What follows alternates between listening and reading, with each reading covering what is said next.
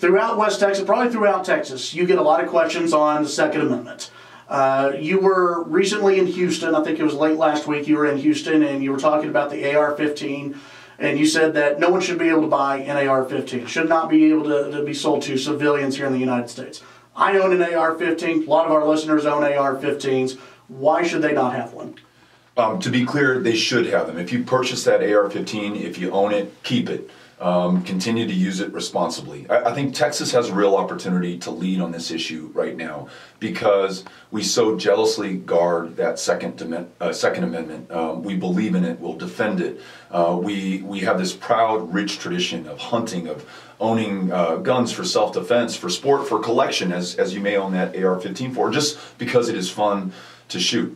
But we also have a really deep understanding of gun safety and the responsibility and accountability that comes with owning that gun. My great uncle Raymond, who was an El Paso County Sheriff's deputy and captain of the county jail, he was the one who taught me how to shoot and also taught me that responsibility.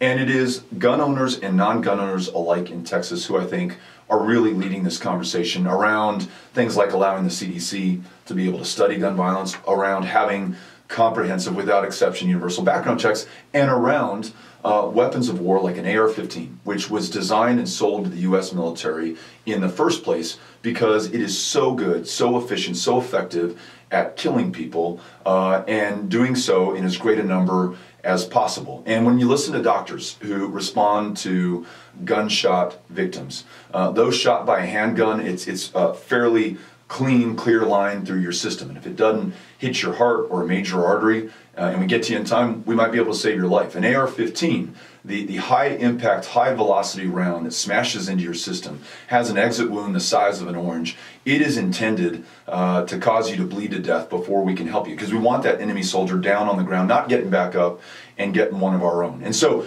reasonable people can come to different conclusions on this issue, and I respect the one that you have come to. But at a minimum, and we were talking about this a little bit on the break about healthcare, Congress and the American people are owed at least a discussion and a debate on this. The conversation you and I just have had has not occurred in Congress in the 5.5 years that I've been there. And I want to learn from those who believe that we should continue to be able to sell and purchase AR-15s in this country, and that there's a better way to do it. Listen, sign me up to listen and learn from that conversation, and maybe I'll come to a different conclusion. But this, the world's greatest democracy, the greatest deliberative body within it, should be able to have the conversation. But in my opinion, and just to be clear and straight with you, I've come to the conclusion that we should not be selling these weapons of war in this country and not expect them to turn up in our schools, in our concerts, in our churches. And I am an original co-sponsor of the assault weapons ban this year.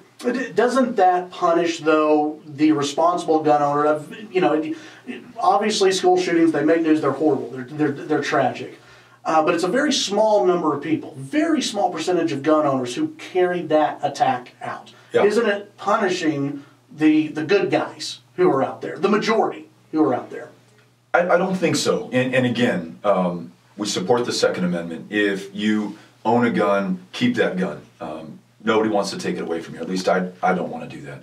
But someone might have mounted the same argument in the 1930s when we decided that we had so many machine gun killings in this country that there had to be a public policy to meet the challenge. And yes, we reduced your right to buy that machine gun. And perhaps those who wanted to responsibly own those machine guns felt as though they were under attack. We didn't take anyone's machine gun from them, and you still meet Texans all the time who have machine guns from that era. Keep them as family heirlooms. Own them responsibly. Aren't out, gunning anybody down. But that was a decision that this country made. And I think with any one of our constitutional protections, we all understand that there are parameters for what we can do. You cannot, though we have the First Amendment, yell fire in a crowded movie theater.